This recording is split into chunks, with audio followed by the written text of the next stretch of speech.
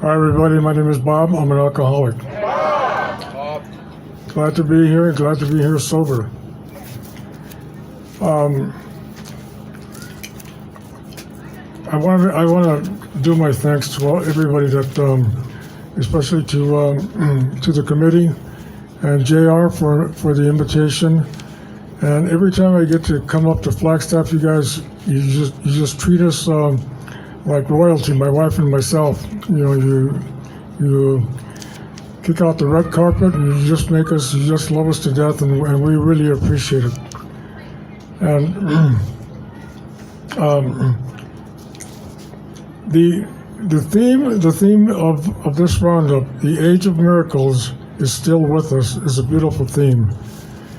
And it's something that we should all think about, because I'm looking out at the audience this afternoon, and I'm looking at, I don't see any visibility of anybody suffering from a hangover.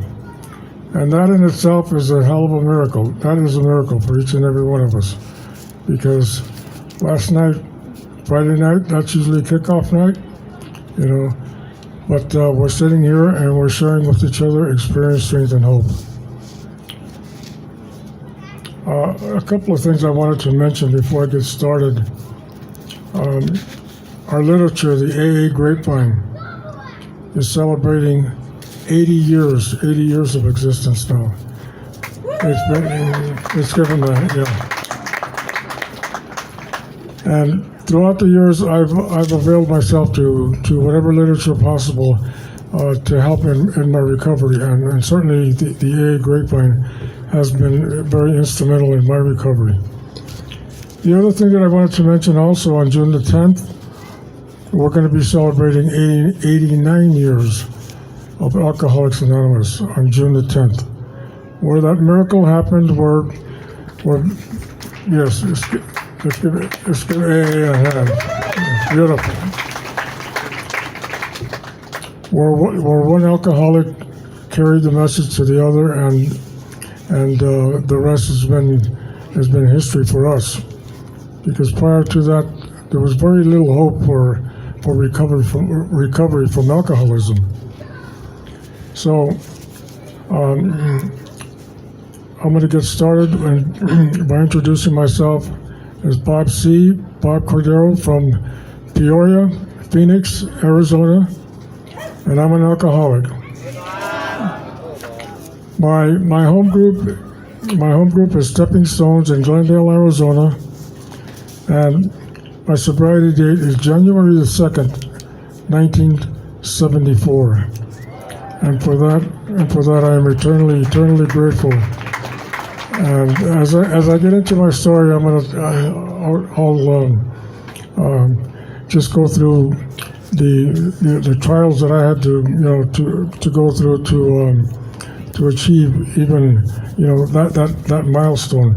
But I think when we come to a gathering like this, we have people that are maybe here for the very first 24 hours, and looking for an answer, and certainly when I finally gave up and threw the towel, and I couldn't take it anymore, I came back on January the 2nd. I need to take you back to Los Angeles back in the 1940s. That's where I was born. And ironically, I was born in a little place called the Cottage Home, and my sponsor was also born in that little. It was in East Los Angeles. He was also born at the Cottage Home, and I have another friend, Louis L., that was born in that little Cottage Home, and I kind of think that maybe it was a little place for alcoholics to make their entrance into the world, but it was one of the ironies of that I found out later on after getting to know him real well, that's where I came into the world. And in fact, my youngest son, who is who was born in sobriety. He's 49 years old. He also was born in that little cottage home. I remember that as far back as I can remember, looking at the past, looking at my dad was in the Marine Corps, and as far as I can remember, my mother and my dad, they split up very, very early. They didn't. I don't even think that they lasted maybe 2 or 3 years married, and then my father was gone. After the war and after he was discharged, I didn't see him. For quite a few years. So I was living with my mother, and we were living in a little place near downtown Los Angeles, and I remember growing up. Basically, was in my grandmother's home, and my mother was young. She was a beautiful woman, and evidently she had a lot of living to do, and a lot of that partying to do, and that didn't include me. So I don't look back at it and blame her for it, because she had to do what she had to do, but she took care of me very. She took care of me as far as my physical needs were concerned. Clothing and food on the table and that type of thing. And so at the age of I think I was probably 6 years old when I started school. It was a Catholic school, and all of my formal education was Catholic school, grade one all the way through grade 12. And I remember from a very, very early age, with that feeling of not fitting into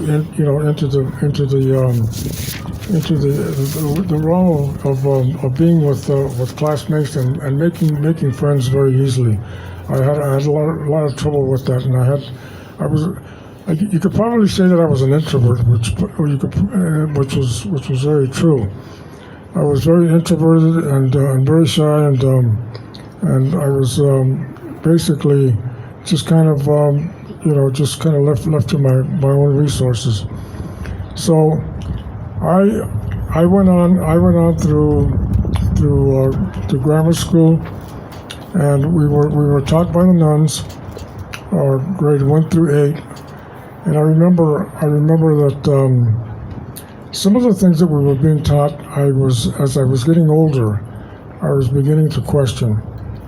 And when I would question something, I would immediately be disciplined and told that I was a non-believer, and that I didn't have any faith, and I just better pray for faith and just go along with what was being taught to me. So I could see very, very when I was very young, that I was already starting to question things, and I was not satisfied with some of the answers that I was getting. So I remember we used to go to marches to the church. This was down near Sunset Boulevard and the Alvaro Street. There was if you're familiar with Los Angeles, Alvaro Street, and there's a church called the old Placita Church, and they have a lot of Spanish speaking priests there, because it was basically a Spanish speaking community. So I remember that growing up, they would march us, and we would go to confession, and I would confess my sins, and then I would, as I started growing up, I didn't have any kind of guidance from a parent. So I remember that some of the things that I started to question again were I was just not getting the answers, and as I continued going to confession and going to mass, I kept questioning I was thinking there's got to be something wrong with me. If there's something wrong with me, why does everybody else believe and I don't? And here again, I could see very early that my mind was already going in the direction of somebody that the doubting Thomas. And here again, I remember I would go to confession, confess my sins, and then for the next couple of weeks just repeat everything that just be a simple person and just do the things that some of the kids do as they're growing up. But then I started to manipulate. I remember that I used to go to the confessional. I would confess my sins, and then again when I would return a couple of weeks later, I would hope that I wouldn't get the same priest. So then I figured something out. I said, okay, what I'll do the next time I go back, I'll go to the Mexican priest, and I'll confess to him in English, so he won't understand what I'm telling him, and he'll forgive me, and he'll forgive me. So that was my first form of manipulation. And here again, as we were going through this whole process, I remember that we went through grade school, and it was time to graduate and go into high school. The school that I went to was Our Lady Queen of the Angels School, and it was a grammar school and a high school for girls. So I graduated and I went to an all-boys high school, which was Cathedral High School. And after I graduated from grammar school, my first year was scholastically I was doing pretty good. I was maybe a B average, and things were going good. After that, I started to make some friends. And my second year, I played football, and again, I had a pretty good year, and was looking for maybe a place on the varsity squad. But then between that summer, between my sophomore and my junior year, I remember I'd made friends, and I remember one summer day when these 4 guys came over, friends that I had made from school. They came over and they told me they were coming down and just to visit, and they showed up, and they showed up with a bottle. They showed up with a bottle of white port and then another bottle of lemon juice, and they poured a little bit of the white port out, and then they poured some of the lemon juice into that bottle, and they shook that bottle of wine. And they made a mixed drink, white port and lemon juice, and I came to find out later that in the barrio where I grew up, that's called Mexican champagne, white port and lemon juice. It's a hell of a drink, but. I remember the fear that I had when that bottle went around, and I hadn't experienced alcohol before until that summer day, and when the bottle went around and it was getting close to me, I was really fearful, but these guys were looking at me, and I wasn't about to back down, and I didn't. And I took a slug of that stuff, and it was terrible. I mean, it was lousy. And so the bottle went around the second time, And the second time it got to me, I took another drink, and it went down a little bit easier. The third time around, I couldn't wait for that damn bottle to get to me. You know, I had already experienced. I was experiencing that phenomenon of that we experienced, that feeling that we get, that freedom that alcohol gives us, and I had no clue, absolutely none, that alcohol would be in my life for the next 17 years, bar none. And sure enough, it was. I remember leaving that day. My friends, they went home, and the thought in my mind was, man, this stuff is great. It makes me loose. I can talk to people, and the thought in my mind was, how do I get more of this stuff? I mean, it's great. It's great. So I was hooked right from the very beginning, and getting alcohol in East Los Angeles is not difficult at all. You just go, you wait at the liquor store there, and look for the local drunk that's showing up, and you offer to buy him a bottle if he'll buy you some booze. And sure enough, that started for me, a journey into alcoholism for the next 17 years. I started getting into trouble very, very quickly because I was a blackout drinker right from the very beginning. I remember the first time that I was arrested. By this time I had gotten a reputation for drinking, even in school, especially in school. And I remember that there was a dance that was going to be coming up at the local at our high school, and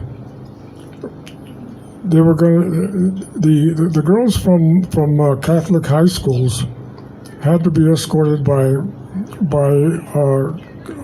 cathedral, as we were called, cathedral gentlemen. They had to be escorted into that dance. And I remember that I went to that dance, and I was walking. I mean, I didn't have a vehicle, I didn't have a car, and I got into the dance, and I had been drinking, but I managed to get in, and so the dance started, and I was looking around, and then I saw this cute little chick walking around. She had natural curly hair.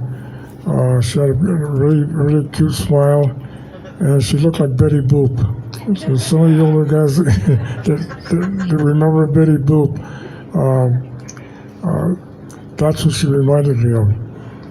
And I asked her to dance, and we ended up just dancing all night long. And one of the things that I remember she told me, she said after we started dating, she said, one of the attractions that I had to you was your breath. It smelled like whiskey, but she didn't know it was wine.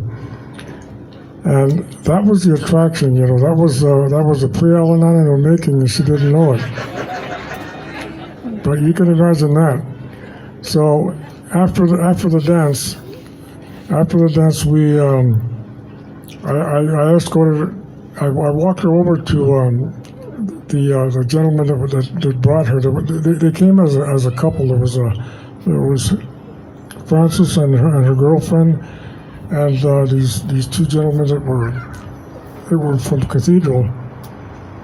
So when I took her back, he looked at me and he says, I'm not taking her home. He says you danced with her all night, so you take her home. And I told him, I said, you brought her. I said, you take her home. There was no way that I could take her home because I didn't have any transportation. I was walking.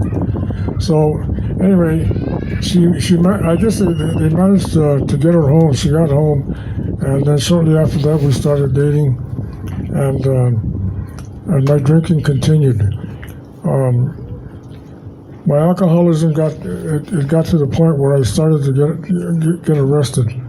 The blackouts were more frequent, and I remember my first blackout that I had, and I got arrested, was it was over near the entree cafeteria where Francis was working, and I told her that I was going to pick her up, and I would after work, and I would take her home. But that whole day it was on I think it was a Memorial Day weekend, so I was drinking with my buddies in South Los Angeles, and when I left them, they told me that I was very, very drunk.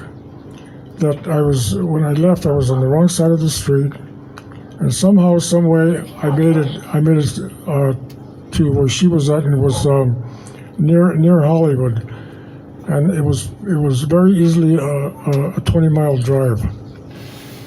When I got there, I was circling the restaurant, and I remember the lights going out on the car, on the black and white. They pulled me over, and I was very, very drunk. And when the police officer opened the door, he grabbed me by the collar and dragged me out, and he dragged me by a chain link fence there, and he cuffed me to the chain link fence, and that's all I remember when I came out of the blackout. So shortly after that, they called the impound. They impounded my car, and my car went to the impound, and I went to jail. That was my first trip to Lincoln Heights drunk tank. And shortly after that, there were to be more. And the thing of it was that when Frances came out, she was looking for me, and I was nowhere to be found. And the officer, he looked at her, and he says, "Are you waiting for somebody?" She said, "Yeah." She says, "I'm waiting for my boyfriend." And then she described me. She said, "Oh, he's on his way to jail, and his car's just been impounded." So that was the beginning. That was the beginning of countless different times that I would get drunk, and just not know what would be happening in my life.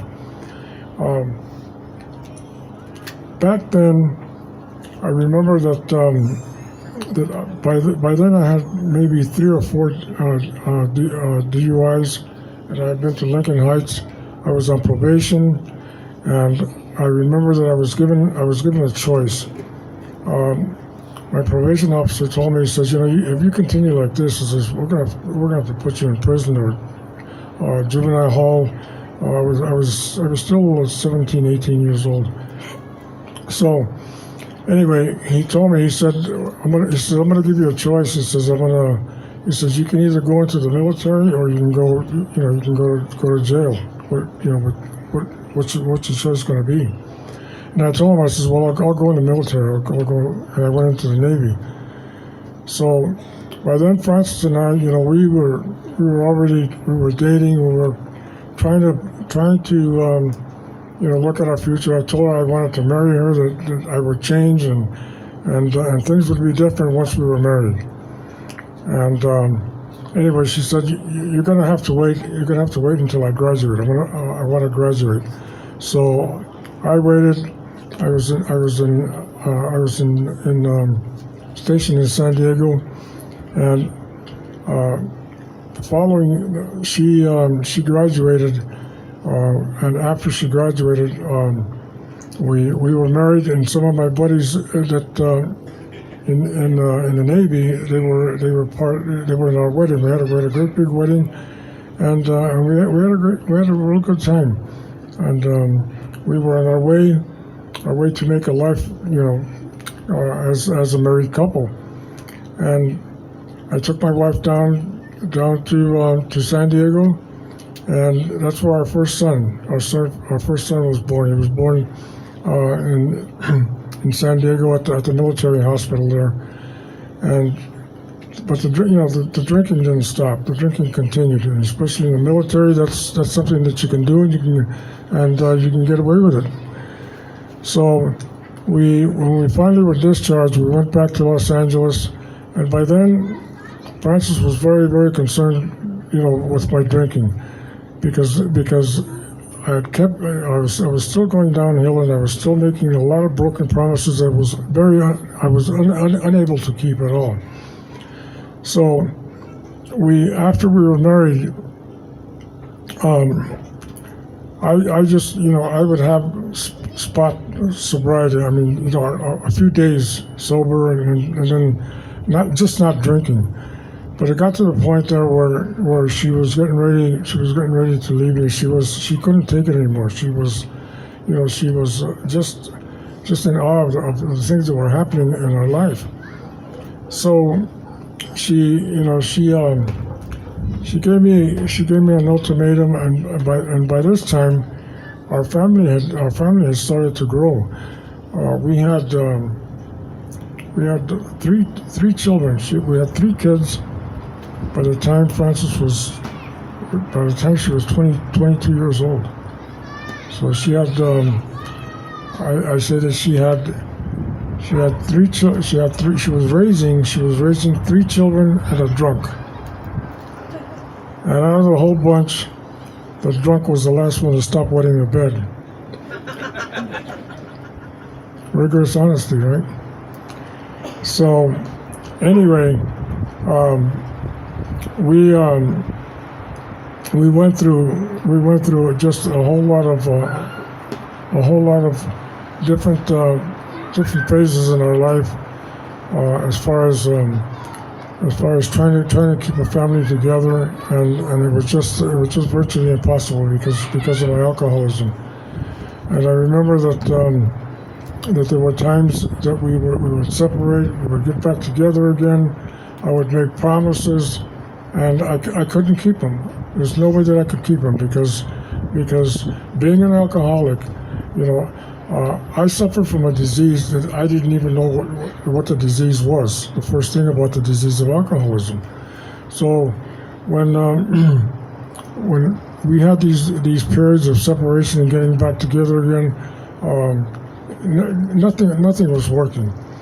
So we just kind of went our separate ways because she couldn't take it anymore, because there were times that I would come home, very, very, very drunk, and here again, I didn't know it, but I had all of these resentments that I was stuffing, these resentments,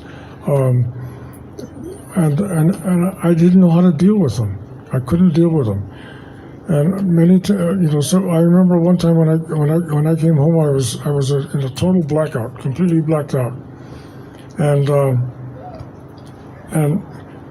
I was cursing at the top of my lungs. I was cursing at God. I was blaming God for making me an alcoholic, and I just doing these crazy things that alcoholics do when we're in that alcoholic rage, and that's the only way that I can describe it. And she would tell me, she said, "Do you remember what you did last night?" And I said, "No." I said, "What did I do?" And she said, "Well, you scared the kids half to death. You were yelling at the top of your lungs. You were cursing at God, and you were just totally insane." So, this is no, and I didn't realize this until I finally came into the program of Alcoholics Anonymous, and looked at my behavior after doing a personal inventory. So this led to us being separated, getting back together again, and doing all kinds of crazy stuff. And I remember that when we finally got back together again, I managed to. By this time she had gone to Al-Anon. She had gone to the program of Al-Anon because she was going crazy. She was going nuts. She called up her sister-in-law Flora, and she told her, she said, "I don't know what to do with this guy. He's always drunk. Sometimes he has periods of sobriety, but then he gets drunk again." And she said, her sister-in-law told her, she said, "There's nothing that you can do about his drinking, but there's something that you can do for yourself." And she says, there's a program that's called Al-Anon, and they're for family members of alcoholics, and you should call up and start going to the program of Al-Anon. And she did that, and so I remember that when she started going to Al-Anon, and I would want to go out with my friends or something. She didn't complain anymore. And then I was wondering, it came to my mind, well, something's going on here. Why isn't she complaining? Before she used to complain, and she used to stand at the door, and she would want to know where I was going, and we were just going to have a big argument. So she wasn't doing that anymore. So I thought to myself, something strange is happening here. I'm going out and I'm getting drunk, and she's not resisting it anymore. So when I would come home, I started to find these little pamphlets in different places, in the medicine cabinet. Are you an alcoholic? Is AA for you? All these little pamphlets, and I would think to myself, something. She's either got a boyfriend or something is going on here besides these little pamphlets here. But then I remember I agreed to go to Alcoholics Anonymous, and I did, and I remember going to my very first meeting. It wasn't far from the house. It was at a playground, and I walked into that meeting, and I remember there was my neighbor. My neighbor was this guy that I used to drink with, and he saw us looking in the window trying to find the AA meeting, and then we finally figured out that this one little cubicle was where the AA meeting was. So we went to the AA meeting, and sure enough, my friend was sitting in the back there. And the thing that I remember about that very first meeting was that I was greeted very warmly. There was a man standing at the door, and he stuck his hand out and he said, "Welcome to Alcoholics Anonymous." And I said, so Francis and I sat in the back of the room, and the meeting went on, and folks would get up. They got up at the podium, and it was a participation meeting, and they would share their experience, strength, and hope with each other. And they talked about their drinking, they talked about the recovery, and I needed to hear that. I needed to hear that there was some hope, and I did. And I remember we were sitting in the back of the room, and I was just perspiring because I was coming off a little drunk again. And every time somebody would get up at the podium and say something that was, that I could identify, she would jab me in the ribs and say, "Listen up, listen up, dummy. He's talking about you." And sure enough, that's what it was. So I can say this, that right from the very beginning, I wish that I had sobered up from my first meeting, but that wasn't in the cards for me because of my defiance, my personality, my twisted thinking. There was no way in heck that I could have stayed sober, because my ego, selfishness and self-centeredness, the book points out to us, is the root of our problem.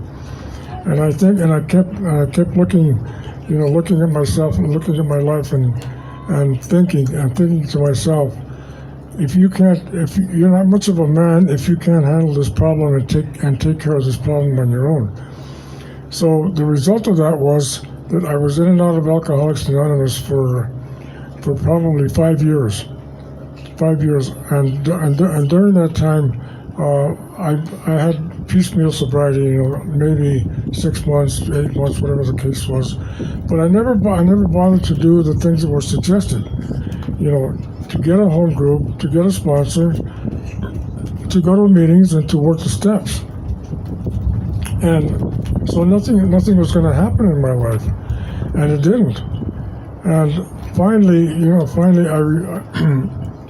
after periods of just piecemeal sobriety and nothing really happening in our lives, I finally got to that point of what we call pitiful and incomprehensible demoralization. That moment of truth that you can't lie to yourself anymore.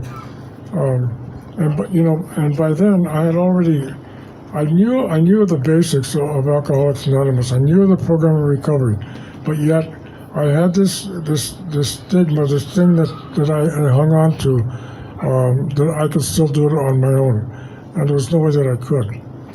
So I finally got to that point, and I thank God that I did, because on that day, January the 2nd, 1974, I was completely burned out. I said a very, very, very simple prayer. I said, God, if you allow me to come back into the program of Alcoholics Anonymous, I'll keep my big mouth shut, and I'll do the things that are suggested. And I did, and I started to do that. And thank God that the people that were in my life back then, they were what we call the winners. They were actively involved in Alcoholics Anonymous. They were involved in service. They were doing a lot of good things. And we, I had things were starting to go good in our life. I was staying sober, and we were going to meetings, and things were going well. But back then I look back, and this was back in the late 70s, early 80s. Back in Los Angeles, there was this just horrific drug that was out on the streets. It was called PCP, Angel's Dust. And my firstborn, Jimmy, he followed in my footsteps. I mean, he had the disease. He was full blown. He was full blown alcoholic and also addicted to this angel dust. And when this thing started to happen in our lives, we just didn't know how to deal with it. So we tried to get him help, and we were finally able to get him into a recovery house back over in the San Fernando Valley. And he went through that recovery program, and he completed the program. And then he asked if he could come home, and back then we still had three younger kids that we had in our family. So we said, you can come home, but you have to follow the rules. There's not going to be any drinking. There's not going to be any drug use, and you're going to have to find a program to go to. So he agreed to that, and things were going okay for a few weeks, and then he asked his mom if he could borrow the car to go visit his girlfriend. So he went to go visit his girlfriend. Reluctantly, she loaned him the car, and he went to go visit his girlfriend. On the way home, he dropped her off, and then he was on his way home, and it was a rainy, misty night in Los Angeles, and he drove very, very fast. He loved to ride motorcycles and drive them fast, and he just loved speed. His car went out of control. He hit a telephone post, and the whole front end of the car just crushed his chest, and he was killed instantly. And we got a phone call about 3 o'clock in the morning, and the sheriff asked, do you know a James Cordero? And I said, yes, he's our son. And he said, well, I'm sorry to inform you, but he's been killed in an accident. And it was the darkest day in my sobriety and in our lives because it was something that was totally and completely unexpected. But the thing that I remember most vividly was the Fellowship of Alcoholics Anonymous. By then, I did have a sponsor. I had people in my life that were part of my life in recovery. And I remember them by maybe 9 o'clock in the morning. There was probably 30 people in my home, and they embraced my wife and they embraced myself, and they loved us through this whole ordeal. You know, I've never come across any kind of a organization that cares more for its members than the program of Alcoholics Anonymous does. For the love that we have for each other. I mean, it's just point blank. I've never found that in any other organization. And this is something that I remember. By then, I was actively involved in going to prison meetings, and I remember that my sponsor he told friends of mine, he says stay with him, stay close to him, don't let him out of your sight, take him to meetings, and that's exactly what they did. And a couple of weeks after we buried my son, I was at a meeting up in Lompoc, California, sharing with the inmates. There was a meeting that was probably 200 inmates strong, and sharing with them what was going on in my life at the time. And I remember that when we, after we buried my son, we had services for him, and the priest that officiated at the services, he was the priest that I did my fourth step with, Father Joe P. And I remember that when I did my fourth step, he kept looking at me, and he kept pausing, and he kept saying to me, he says, "Do you realize what you're doing?" And I said, "I do." I said, I'm trying to be as honest with you as I possibly can. And he would say, "You're standing here completely naked before me." He says, "I know everything about you." I said, and I told him it has to be that way. So I pulled no punches on that. And to me, this journey in Alcoholics Anonymous has been something that I will treasure, and continue to treasure. The services that he did with my son when we buried my son, he spoke to a lot of the young people there at the graveyard, and he talked about my son's struggle with drugs. He talked about my son's alcoholism, and he pulled no punches. And I told him at the end of the services, I said, "I appreciate what you did and what you said." And my son did have his struggles, and some of I'm sure that he reached some of the young people that were there. So after that, we decided that it was time to to leave California and to come to Arizona.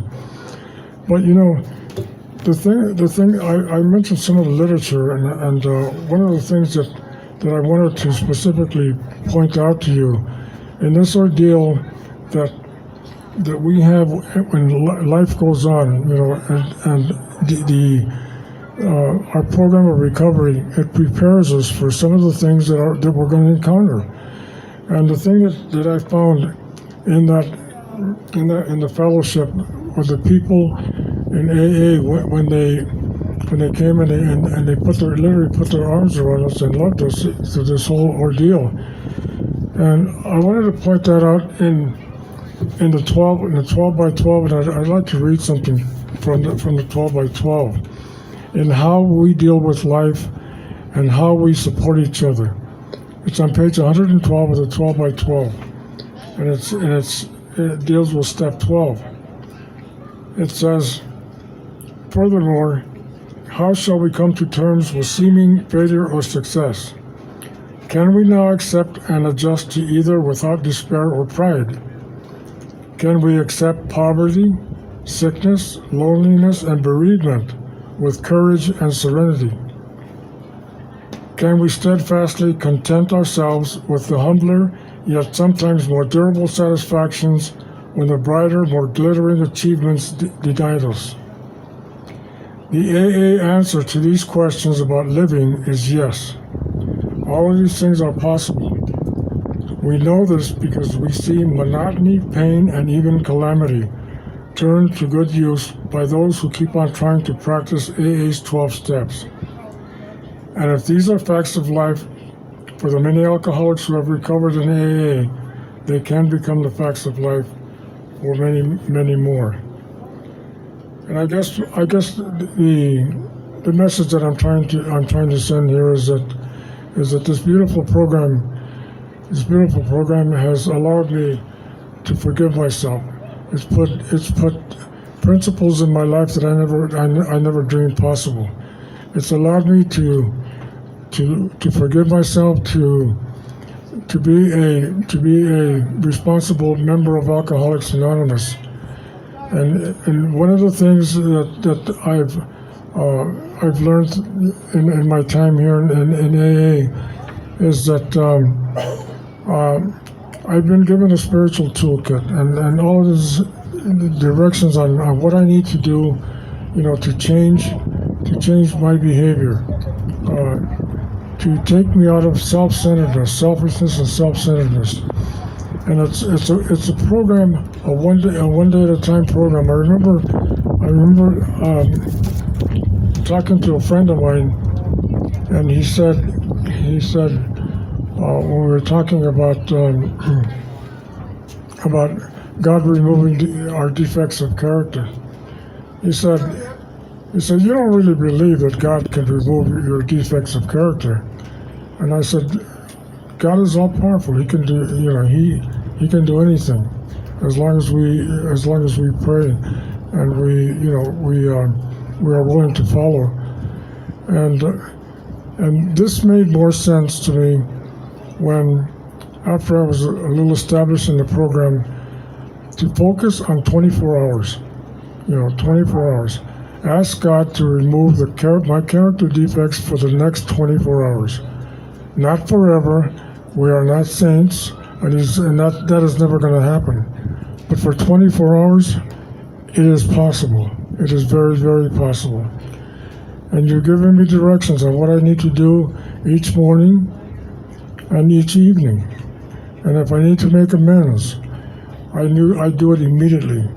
Not on my timetable, but immediately. And these are some of the principles that I've tried to apply to my life. I appreciated Bobby's talk last night, and he was very, very open and he spoke from the heart. And he talked about the realities of the alcoholic personality. The way we come in here, how we can change. And I think that is the message, that we have to do this for a lifetime. We're not going to come in here and he's going to clean us white as snow, and then we're going to go on our merry way. That's just not going to happen. But if you're going to make a commitment to Alcoholics Anonymous, one day at a time, to live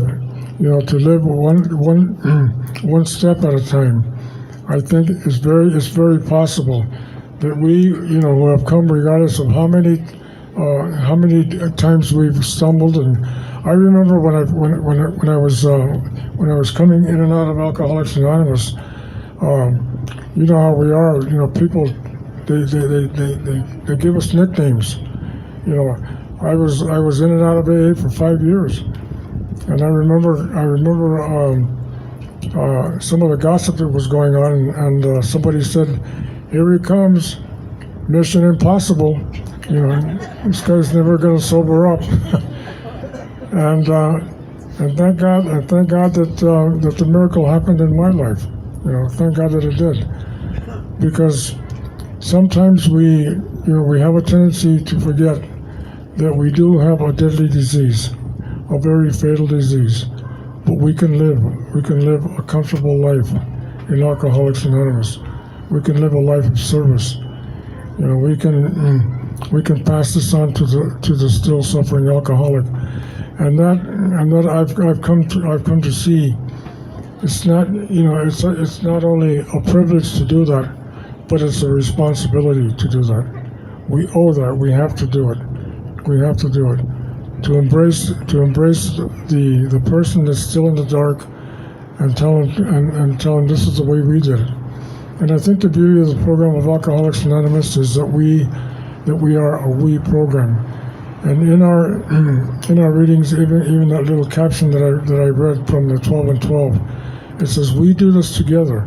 The first step of our program is we admitted that we were powerless over alcohol. So we need each other. I need you just as much as I did when I came in here 50 years ago. And I look at I see the insanity of alcohol of alcohol will return if I stop doing these things. I'm not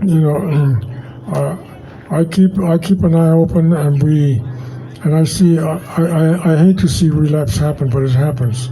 It happens. And it happens sometimes, for this step two, the insanity of alcohol returns, and the alcoholic finds no other way but to pick up a drink. The insanity of drinking.